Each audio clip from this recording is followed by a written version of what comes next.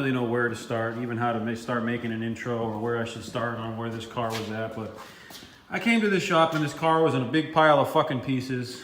Separated everything. The car was painted, but everything else was in pieces. Nothing was actually done. So what we've been doing is we had the engine out and we've been cleaning, painting, ordering parts, freshening up. I just made this battery tray and trying to figure out where everything goes, because I have no idea where everything goes. Been looking at pictures on Google, and we have the trim all in boxes.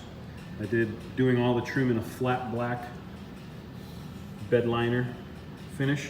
I still need to do the window here, but I had all the windows installed and the trim done so that I could figure out what I was going to do for weather stripping, because I can't find window and door weather stripping. Putting pieces on just to see what I need, what I have, what I don't have. Essentially, it's a car that I'm finishing.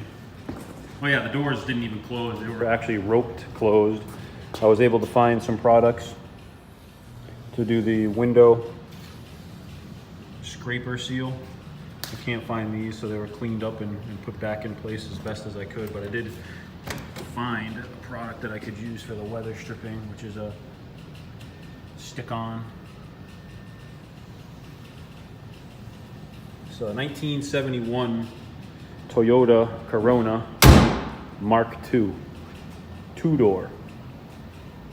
So we're still tinkering, we still have parts, and I guess we'll just keep doing updates as we keep going along. We're expecting the carburetor today, and I'm gonna try to get the brake booster and fluid reservoir all set up so that I can start running brake lines.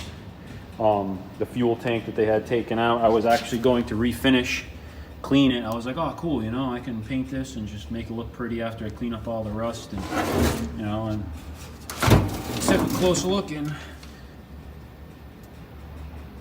they put a hole in it.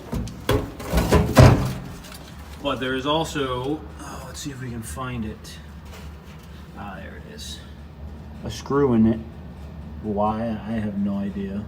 But this gas tank is like, I think it would cost more to repair it and make it look good.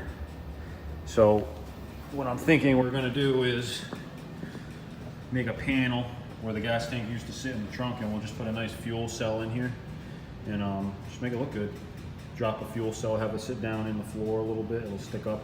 You'll open the trunk to fuel it, and I think it'll look really good once it's all, the trunk is finished, carpeted with a nice, you know, anodized or painted aluminum or something, fuel cell. I think it'll look cool. So that's the plan. But for now, we're waiting for our carb to come in. We made our battery tray and ordered some nutserts and a nutsert tool, because the battery tray that I made is going to bolt to the vehicle's subframe. I don't know if you can see the hole down there, but this is pretty much, I couldn't find a battery tray in the pile of parts, so I had my son do some practice welding on the inside. I swear the bottom side is welded thoroughly, structurally. But battery's gonna sit on top of it, it's not going anywhere. That's finished painted. And hopefully we can get the carb on. I'd like to get the fuel tank situation, some sort of fuel source, so that we can run a fuel line and get this engine running. And once it's running, we'll get the brakes going, etc., etc. And I don't know, a lot of work ahead of us, but it's a RT72 is the frame number.